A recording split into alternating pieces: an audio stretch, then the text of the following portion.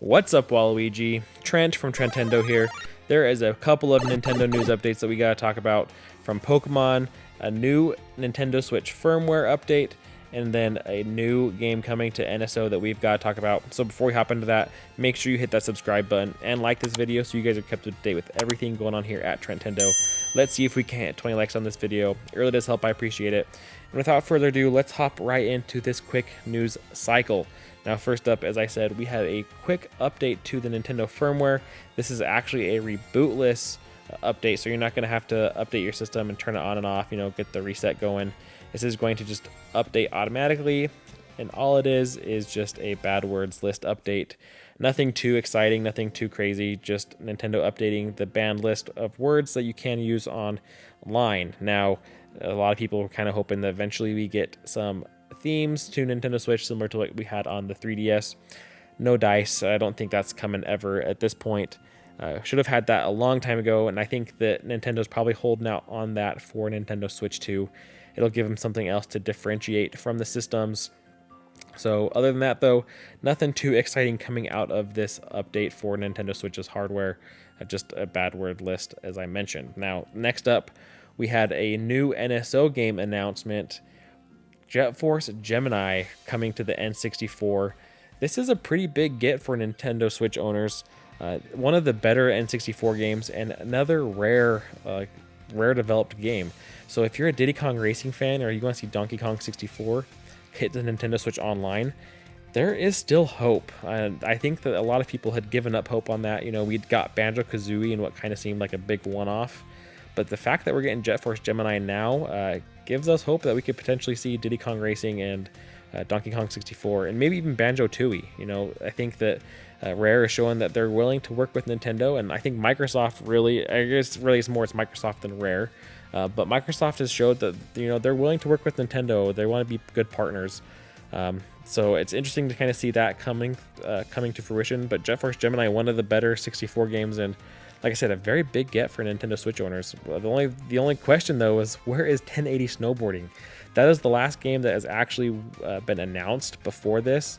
We've been waiting for an announcement. It seems like December would have been a great time to drop a snowboarding game, something like 1080 snowboarding. Right as winter is coming.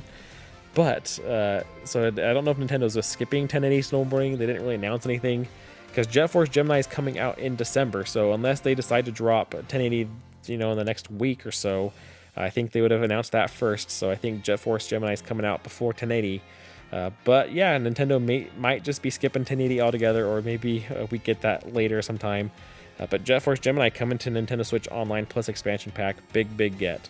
And last but not least, in our news update, we have some updates around the Pokemon Scarlet and Violet DLC, the Indigo Disc. Nintendo and Pokemon had a meetup of sorts in New York the last couple of days ago, it seems, where they let some content creators and some reviewers play the DLC early. Now, I watched a couple of videos on this to kind of see, what they had to say, as I'm very interested in Pokemon. If you look at our logo, Ash Ketchum is half of that logo with a link.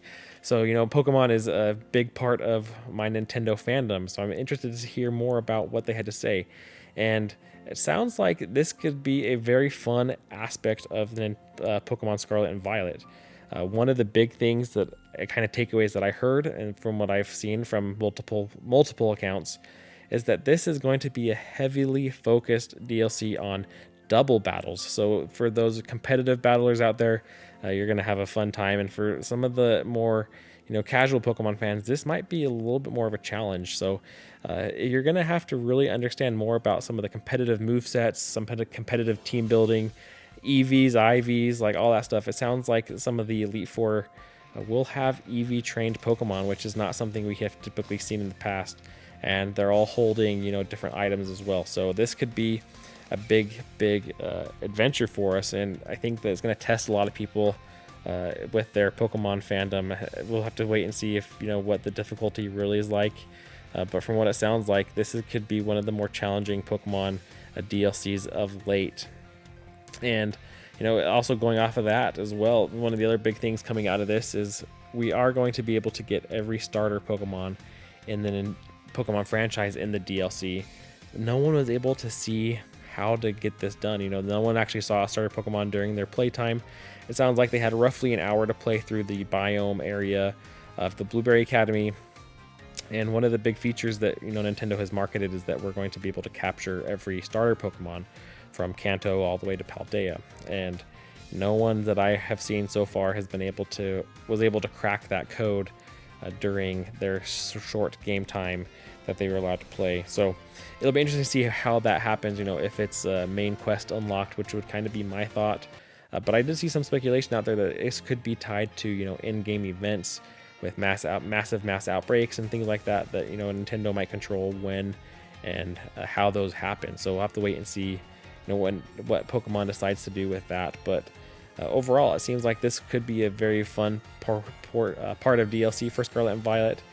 They weren't able to go to Area Zero. They kind of were just stuck to this big biome dome, whatever it's called. I can't remember. But you're going to be tested with some competitive battling skills, it seems like, in this. So hope you guys enjoyed these quick news updates. Hit that subscribe button, like this video on your way out. Let me know down in the comments what you guys think about this. Are you excited for Jet Force Gemini? Are you excited for Pokemon at all? Maybe you've given up on how that game performed. I wouldn't blame you at all, to be honest, but it is one of my favorite games I've played recently. I've dumped way too many hours into Pokemon Scarlet and Violet. Mostly Violet is where I played for the most part, but I had actually played both games all the way through. So, you know, that just gives you a little bit of a peek into some of my fandom with Pokemon in general. So I hope you enjoyed. Love to hear your guys' thoughts down below on your thoughts on this news update as well, and anything else we talked about in the video today. And until next time, catch you later.